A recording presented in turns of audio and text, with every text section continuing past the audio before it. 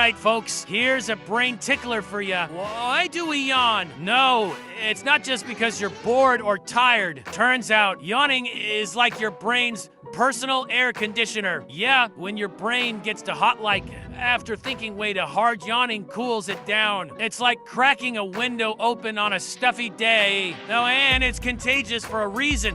Seeing someone yawn tricks your brain into thinking, oh no, we're overheating too. So next time you yawn in class, congrats, you're just being super efficient. Like and follow for more random brain fuel.